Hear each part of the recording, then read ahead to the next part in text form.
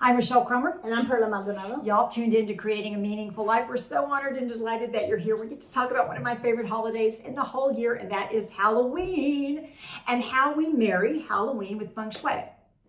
I've had some clients that said, hey, wait a minute, I spent a lot of time in my house balancing the 5 elements. I have energy, I have flow, I have harmony. What the heck do I do with the decorations? Because how can you feng shui a witch? I mean, Well, you would know. No, I'll teach you. You tell us how you feng shui yourself, Perla. So we want to talk about how you can get your house ready for that. But I always like the history of things. So just real briefly, I want to tell you how we got here to begin with. So 2,000 years ago, my people, the Irish, the Celtics, had a festival. And they, at the end of the harvest, at the beginning of the harvest and the end of the summer, October the 31st was the day that they celebrated Samhain. So they lit bonfires to really attract the spirits, to honor the ancient ones. They also knew that they would be attracting spirits that they didn't necessarily want, those wandering spirits, so they would dress in costumes so that they wouldn't be recognized. But they wanted to make sure that they could speak to their elders and honor them, and they started saying that this is the day where the veil is very, very thin. So that's how we got that. and that's how they speak to their elders, right? Right.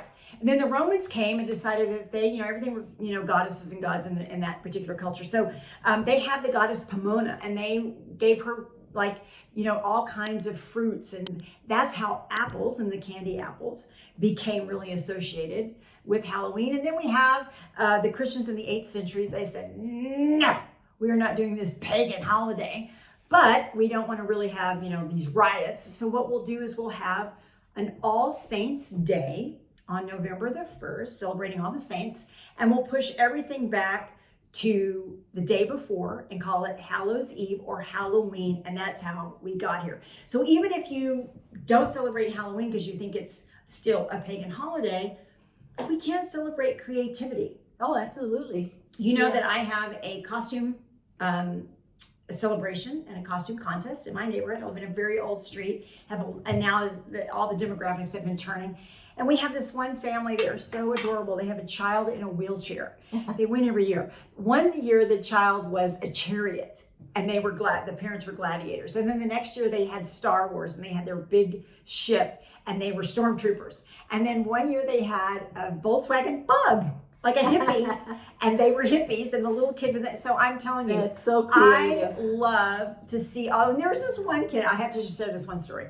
So it's 4 o'clock in the afternoon last year. I'm getting myself together here. I hear a knock on the door. I got my first trick or treater. It's 4 o'clock. So I'm stumbling around and open the door, and the little boy goes, trick or treat, and I give him his treat, and he goes, just so you know, here's how Halloween works.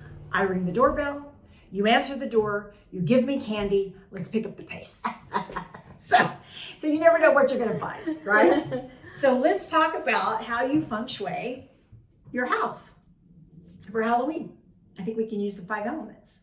So there's one element how do you feng shui a house with the elements? Okay, so let's talk about your witch. Okay. Or you are a witch, or the witch. Okay, so witch is going to represent the water element. The water element. Because black is the color that represents water.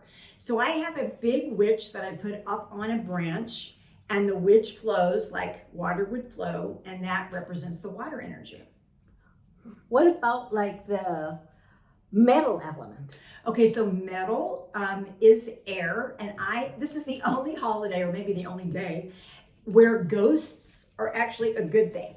And I have white ghosts. White is the metal element in my front yard, and they're so cute. They're like little soldiers standing there, and all the kids come and and they light up. So they have their Instagram photos and all of that on my lawn. Okay, fire element. Fire. Okay, so the fire is orange, right? So we have orange pumpkins, and I have orange little witches' hats that light up with fire, with light. So that represents that fire. The wood element. Wood elements, you got to have those witches on a broomstick. Oh, right. So the wood, I have them in the ground, and the little witches are flying with their broomsticks through my neighborhood, through my yard.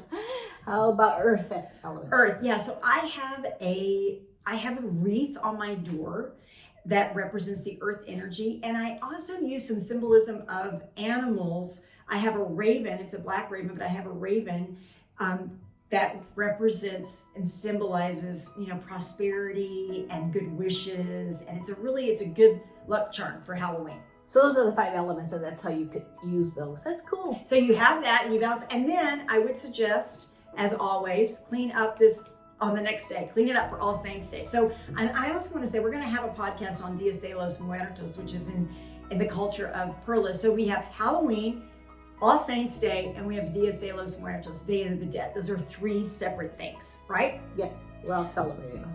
So have fun with your decor. Have fun with this really creative day. Use light and color and symbolism to make sure that you spook everybody and get them off balance. So now you have an excuse to decorate your home. That's exactly right. So wishing you a day of night and fright, and wishing you so much moonlight to keep your spirits bright. Happy Halloween. Thanks, y'all.